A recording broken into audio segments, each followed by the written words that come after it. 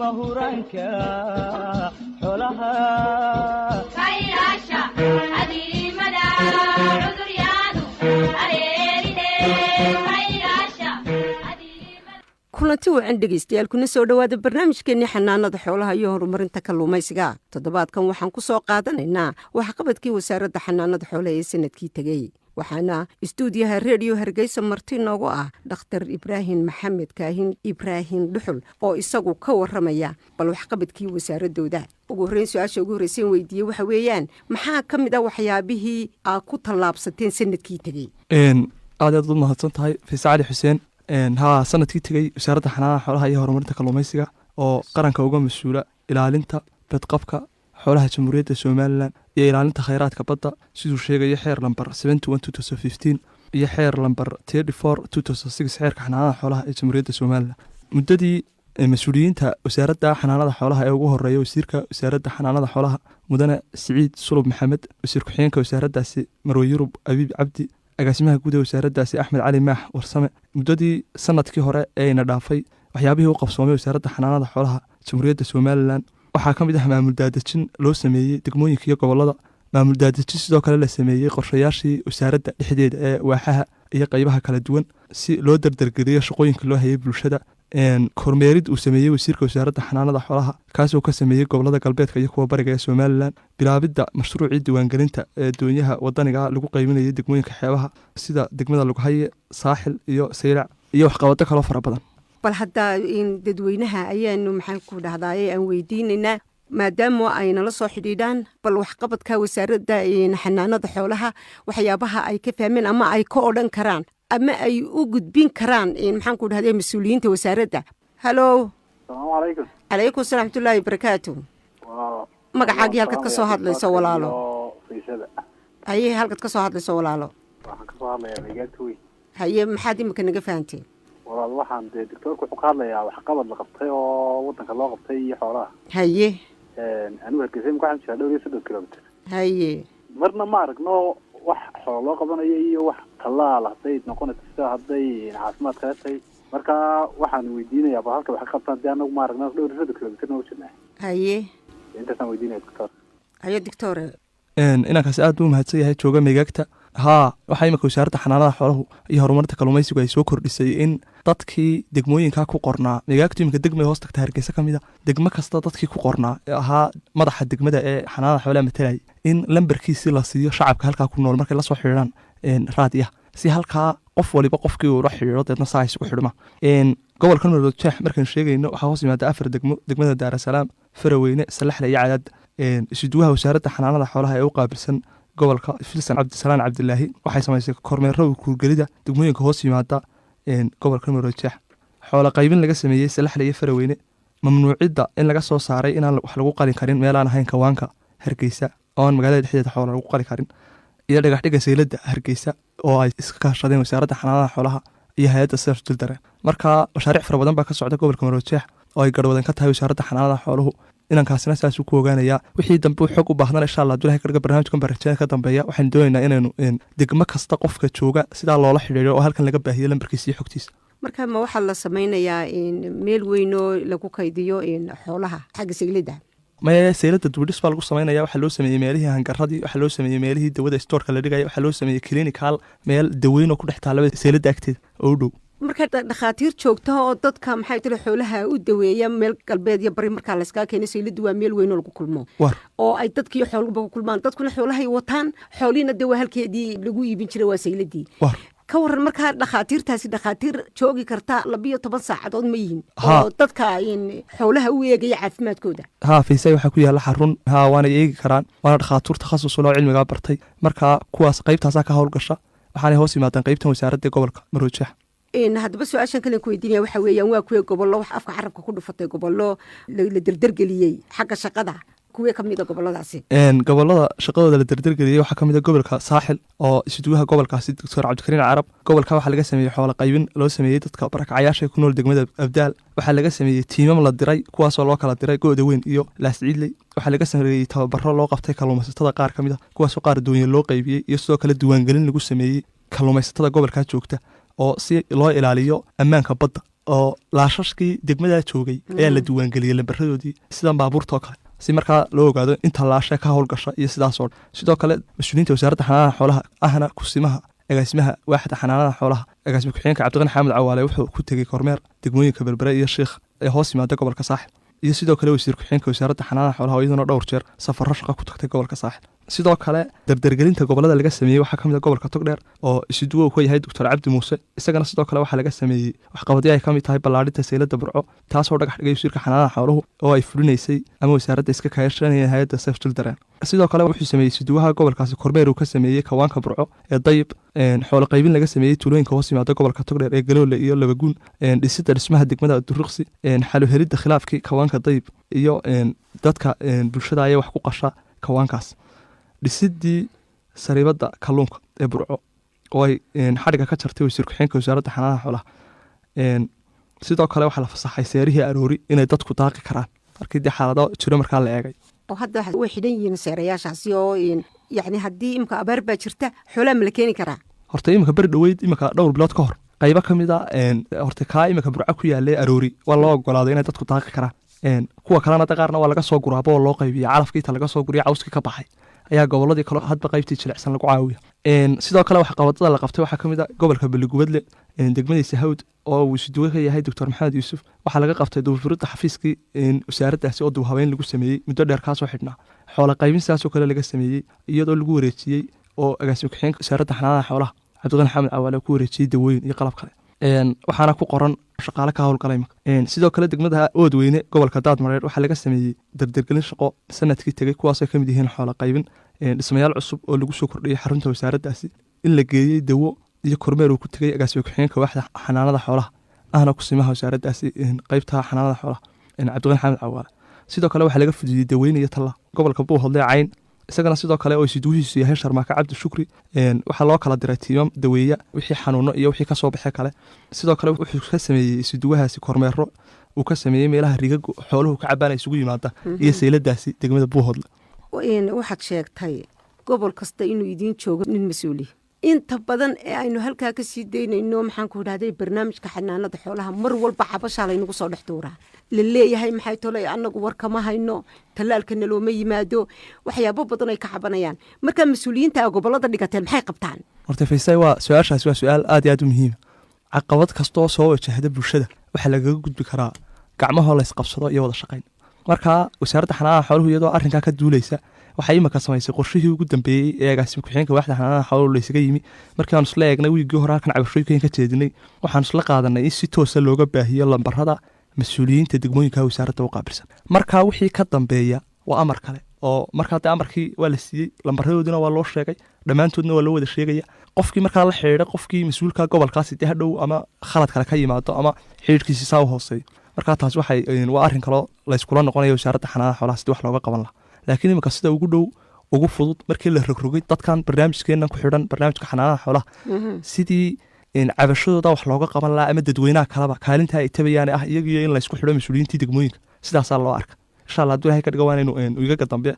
waynu barnaamijka waynu ka baahin doonaa lambaradooda iyo degmo kasta qofka ku qoran qofka inala soo xidhiidha caadi baa loogu sheegi doonaa tusaale ahaan marka imika kambeynka tallaalkoo kale la wado gobolada inta badan loo baxaa inamadan idiin jooga goboladu maxay tolay mar walba diyaar mayno ma helaysaa xoolo dhaqatadii ilan muhiimad waxa weeyaan in la helo qofkii oo xafiiskii laga heli karo faysay hortay gobolada somalilan waxaa ugu xoolo badan gobolada bariga wasaaraddu waxaa la baxaa fiil xanaanada xoolaha oo 2 jeer ama 3 jeer kolba iyagoo qolooyinka hay-adaha wasaaradda iska kaashanayaan bay kolba ku xidhanta imika inta ugu badan aad iyo aad baa loo daweeya xoolaha gobolada kuwa miyiga iyo kuwa magaalooyinkana tiiman bay leeyihin gobol kastana waxaa ku qoran shaqaale caadi sida imika gobolka maroojiyax shaqaale ugu qoraya 20 qof xarunta gobolka togdheer oo kale shaqaalaha ku qoran gobolka saaxil oo kale shaqaalaha ku qoran gabiley oo kale shaqaalaha ku qoran awdal oo kale shaqaalaha ku qoran silal oo kale saasoo kale wey marka waa la helayaa shaqaale iyagana jira oo gobol kasta ku diyaar sidoo kale waxaa jira shaqaalihii waaxda xanaanada xoolaha oo iyaguna markay xaalado gaar yimaadaan ama xanuun dilaaco kale ama xanuun meel lagu shogaanay bulshadaasi garanayn qaybtii shaybaarka oo imika maalmahanba kormeer waday sanadka dabagalka xanuunada gobolada galbeedka iyo gobolada barigaba ku tegey ayaa iyaguna jira oo saacadda halkaa wax laga soo sheego wasaaraddu gawaadhidii wixiiba ay u diyaariso sidaana ku taga sidaana xog cad kaga soo gudbiyo laabkii wasaaradda ku keena saasaana lagu baadhaa hadhowna sidaasaa wixii ka soo baxa natiijada saasaa wax lagaga qabta inta badan waxaa halka xoogaa berberaa saartaan maxay tole waxqabadkiina berberi xoolo dhaqata ma deganaa riye xataa waatii laga kaxeeyey magaalada joogay marka iyadu waxa qusaysoon waa iyadoo xoolo nadiifa oo alla baadhay oo si fiicanta loo shaybaaday waliba shaybaadhkaa weyne berbere lasii mariyo deedna la dhoofiyo waa markuu xoolo dhoofki jiro inta kale waxaa looga baahan yahay wasaaraddii inay maxay tole ay xoolo dhaqatadii hoos ay u eegto taa markaa maxaa ka leedihin haa waa run berbera waxay wasaaraddu inta badan ugu badantay waa laba mid ta koowaad waxa weeye kow in ay ku taalo saldhiggii ugu weynaa kalluumaysiga iyo qaybtii wasaaraddeeda waaxda kalluumaysiga ee aada uga shaqayso waana meesha keliya kalluumaysatada ugu fara badan somalilan ay ku nool yihiin ee wasaaradda diiwaangelisa midda labaad waxa weeye waa meesha ugu badan ee xoolihii dee somalilanba mahe dhulka soomaalida ka imanaya oo dhan laga dhoofiyo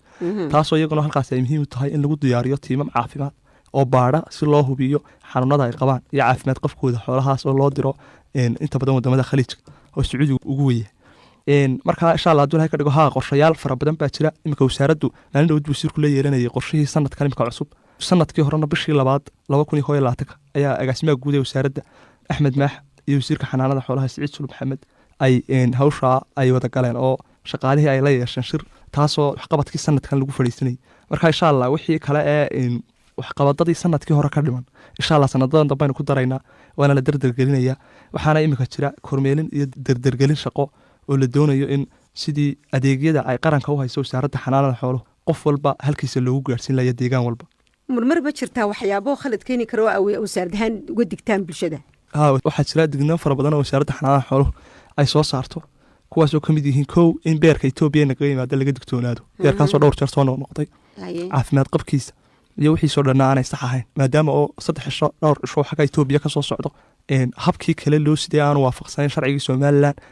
layslana afkartay wasaaraddu markay eegtay si guud iyo si gaaraba markii laab loogu baadhay inaanu wax la cuni karana ahayn wax la isticmaali karana ahayn agaasimaha madaxa guud ee fayadhowrka doctor muxiidiin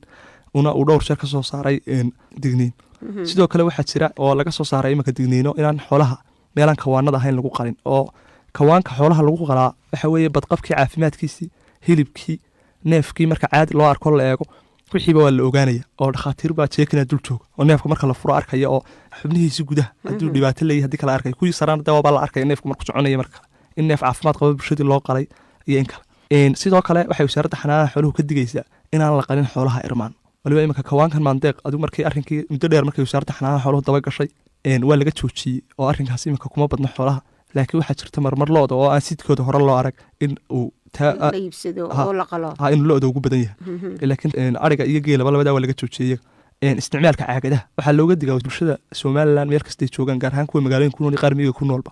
inaanay isticmaalin caagadahan caanaa lagu qaato oo waayo caagaduhu waxaa jiri kara meelo ay ku kaydsami karaan bakteriyooyinku marka waxay wasaaradda xanaanada xooluhu kula talinaysaa in weel kale la isticmaalo sida iminka joog oo kale jooga shay gudihiisu dhow yahay oo si dhowna loo nadiifin karo in la isticmaalo aad baad mahadsan tahay waxaa kaloo imika aan khadkaan doonaya bal hadda qofkiina dhegaysanaya inuu moogtahay warbixin isaguna ka soo bixiyo halo ha asalaamu calaykum calaykum assalaam walaalkaad ka soo hadlaysiyo magacaaga walaal waxaan ka soo hadlayaa magaalo nuuro oo ka tirsan degmada faraweyne waxaana la yidhaha xuseen xayd muqtaa la yidhaah haye dictoorku waxa uu hadal haya iyo 20 loo qaybiyey degmooyinka hal maalin oo keliya kamaanaan arag intu socdo waxoola daweynaya siida xaabaala la yidhaa min ilaa halkaa iyo laga galo faraweyne xoolaha beri dhowey tololooda gebigeega waa la xaraashay yaryarkii markay dhammaatay ee xanuun dhameeyey tiyo aanay cudurkii gam ka siinbu dadkii isagoo ka qaxaya xanuunkii kolkuu cid waayey ayuu nin walba intuu saylada keenay loodiisii iibiyey haye geelana 2 sano la soo jiifay xanuunku haye wasaaradda xanaanada xoolaha mas-uuliyiinteeda iyo kuwa wareegaya uu sheegayo midna lama hayo gidaarka ay ku qorshaysan yihiin ee wax ku qaataan waxaanu leenahay wax ka bedela oo Soomaaliland sida ay ugu tala gashay wasaarad loo sameeyay wasaaraddaasi dhaqdhaqaaq ka samaysa haddii kale idaacadda ka soo hadalkeegaasi dhib badan buu nagu hayaay hala naga daayo aad baad mahadsantahay inaan ka soo hadlayo degmada faraweyne waa sideen hore u sheegaynay oo dadku kole cabasha waa iska jiraysa laakiin xalinteedii wasaaradda xanaanada xooluhu markasta diyaar bay u tahay waana la soo dejiyey qorshihii lagaga hortegayay degmada Faraweyne waxaa ku qoran in la yiraahdo Cabdirashiid sidoo kale degmada Faraweyne waxaa hoos timaada gobolka Maroodijeex inankaasi sidaa uu sheegay haddii mar dambe xaaladahaas oo kale ay u yimaadaan oo la xiriiro waxaan ku xiri doonaa imika halkan si toos ah uga baahin doonaa lambarka isduwaha gobolka Maroodijeex Firsan Cabdisalaan Cabdilaahi oo lambarkeedu yahay 4722627 imika laga bilaabo waxaad la hadlaysaa inantaas oo ah isduwaha gobolka iyadaa kugu xiraysa ciddii wasaaradda xanaanada xoolaha uga mas'uulka ahayd degmada Faraweyne marka saacada la saacada aad u baahato wasaaradda xanaanada xooluhu way kula joogtaa waana u adeegaysaa shacabkeeda waxaan markasta jecelahay in bulshadu la ilaaliyo badqabka xoolaha guud ahaan la ilaaliyo badqabka caanaha la ilaaliyo badqabka cuntada iyo gaar ahaan hilibka marka la ugu celi taleefanka taleefanka lambarkaasi waxa weeye 4722627 marka xoolo dhaqatada luminanta way la soo xidhiiri kartaa waa gobolka Maroodijeex inantaas la soo xidhiiri Maroodijeex iyo hareerihiisa Hargeysa hareeraheeda sax wixii kale maca la soo xiriira ka baxsan ee weydiiya wasaaradda qof ka mid ah agaasimayaasha ama isduwayaasha way u sheegaysaa inantaas oo qoftay ka tirsan siisankii wasaaradda xanaanada xoolaha weli waxaan ku guda jirnaa dhegeystayaal barnaamijkeena xanaanada xoolaha doctor su'aal baan ku weydiinayaa waxaad taabatay in laynoo keeno beer aynaan garanaynin wax aliyo wax laga soo qalo markaa beerkii markaa baadheen maxaa u malayseen maxaa laga soo qalay horta beerkaasi inta ugu badan beerka laga keeno Ethiopia markii la baaray ee dhowr jeer lagu qabtay gobolka 3 sano ugu dambeeyay waxa lagu qabtay degmada Wajaale iyo gobolkan Gabil marka uu soo galayay Hargeysa magaalada waana la cunayay de hadii kollayba la qabqabanayay oo inta la qabtay inuu soo galay marar horena way dhici kartaa uu bulshada u gudbay doctor si qolada isticmaashayna aynaan uga khalkhalinin xooluhun ma yahay waxba ma lehe hadhow hala joojiyo sax horta wixii imaka hore dhacay waxa dhacaana qubtay dabadood la qabay qofkii hore waxa ama ilaahay waxaan ka baryaynaa inaan bulshadeena ku beegine hore ay u dhacday waxa weeye horta waxaasi wax marka horeba la cuni karo maaha wasaaradii markay eegtay midabkiisi wuu isbedelay noocuu ahaa ee marka la eego oo beer kasta loo jeexo beerku wuxuu yeeshaa calaamado markuu xanuunsanayo beerku wuxuu leeyahay af yaroo seefoo kala laakiin markuu xanuun ku dhaco isbedelo afkiisana hore u barara oo ma noqdo sidaa sidoo kale wuxuu yeeshaa barar cadcad oo dadkeena waxa garay inta badan xoolaha qale beerku caadiyan markuu xanuun ku dhaco waxa ku yara dhaca noodis cadcad buu yeeshaayo beerka ugu badan ee halka lagu qabtay markii laabka lagu eegay wasaaradda waxa la ogaaday inuu ahaa beer ari iyo beer lo'aad labadaas Ethiopia aad looga isticmaala waxaana laga keenaa maxjar meel lagu qalo xoolaha ama slaughterhouse ku yaala Ethiopia gaar ahaan gobolkan Oromada marka wasaaradda xanaanada xooluhu in badan arrinka markay daba gashay oo baadhay oo hilibkii tala qabtay laabkii la geeyay oo dhakhaatiirtii isugu timi la eegay dhan kasta laga eegay waxa la ogaaday hilibkaasi caqliyan oo sharciyan inaanu ahayn wax la cuni karo oo xanuunsanayay sidaana bulshadana loogu baaqayo inay ka digtoonaato kuwa ka ganacsanayana waxa la faraya inay wax xalaala bulshadooda u keenaan maadaama dadkani dad eedooyinkood habaryarahood dadkani dad wada ehela waana qof islaam qof marka kullayba haddaad wax ka ganacsanayso waxaan ilahay aakhiro ku qabsay inaan ummadda dee aan u keenin hadhow dhibaato wey ayaa fiican inaad ka ganacsato sidoo kale iyagana imika waxaa lagu daba jiraa caano laga keeno Ethiopia gaar ahaan laga keeno meesha la yiraahdo meeshii u dhaxaysay meesha dhagaxla la yiraahdo Baabuli Qochi meelaha laga keeno 3 tuulo u dhaxeeya degmada Herar oo anigu bari aan maray aan arkay iyagoo laamiga la joogo oo halka meesha geel badan ma joogo hadana caano aad u haysta caanaha imika Ethiopia laga keeno oo Soomaaliland soo galan wasaaraddu way ku daba jirtaa baaritaan baa lagu wadaa waxaana la doonayaa saa beerkaas oo kale insha Allah baaritaanka uu socdaa ka hor dhici maayo in warcad laga soo saaro oo markaa bulshada loo gudbiyo caanaha Ethiopia ka yimaada waa la isticmaali karaa iyo lama isticmaali karo oo waxa looga shakisay caanaha in dawo loo isticmaalay caanaha dawo hadii loo isticmaalay dawooyin antibiyootika lagu ridaa si aan caanaha intercalcilinta marka wasaasa dhibaato isaguna leey oo waxay dhanaanka ka ilaaliyaan caani isbedelin marka kiniinka qofku haduu isticmaalo caanuhu noqdaa uu isbedelaa marka intercalcilinta lagu daro marka taana iyadana waa la wada insha Allah Ilaahay ka dhigo wasaaraduna bayaan cad bay ka soo saari doontaa imikana waxaaba insha Allah dhawaanaysa iyagana la doonayaa in la sharciyeeyo xeerkii caanaha ee Soomaaliland doctor su'aal baan ku weydiinayaa maadaama oo tihiin wasaaradda xanaanada xoolaha wadanka ama dawladda u fadhiday wadanka maynaan haysanin xoolo in qabtirinta Ethiopia wax ka doonanayno wallahi horta wax soo saarka dalka ee xoolaha ama xoolaha wadanka ku nool wadanka uu ku filay si fiican buu ku filay laakiin waxa jira baahidii halkan loo qabay iyo waxa kala badanaysa xagga suuqi ka jiray Ethiopia beerka cidima cunto Itoobiya ma hay caalamka oo dhan beerka siisaba lama cuno beerku qanjir baa ku yaala sunta jirka oo dhan lagu kaydiyo qofku ama xayawaanku hadduu sun cuno meesha ugu horeeya la geeyaa waa beerka oo qanjir ku dhex yaala qanjirkaas hadhow ku dilaaca dhibaatana uu ku keena marka sidaasaan beerka loo cuno waa kuwan inta cunaan aan ku odhanaya soo yaciyo cuudiya ee aan aad iskaga shiilay Allah taasina waa mashaakil kale oo dabka ka dilay hadii caadi istaga kari lahayn marka taasaa muhiim dadka baahidii halkan dadkeenu soo u jeceliin beerkii iyo bulshadu imika hawdheelada Hargeysa qaar kamid ah 25 ku balasiya beergeel arigan halka 22 ku lasiyo marka taasi waxay keenaysaa waa qiimuhu halkan bulshadeenu iyo xiisaha ay u qabaan ama Soomaalidu soo beerka way iska jecel taasa sabaysa marka in Itoobiya laga keeno inagoo kaliya leeynoo muujin xaqan qaybaha Soomaaliya maamul goboleedkan Puntland ayaaba loo waday oo ninkii la qabtay door hore wuxuu sheegay inay Boosaaso iyo xagga wadi